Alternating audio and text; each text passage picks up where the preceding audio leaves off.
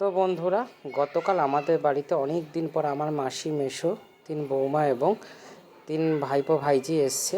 তো বাড়িতে এই নিয়ে তোড়ঝোড়। সকাল থেকে সবাই খুব বিজি, খাওয়া দাওয়ার বিশাল আয়োজন হয়েছে। তো অনেক দিন পর বাড়িতে কেউ আসলো, প্রচুর মজা আনন্দ হচ্ছে বাড়িতে।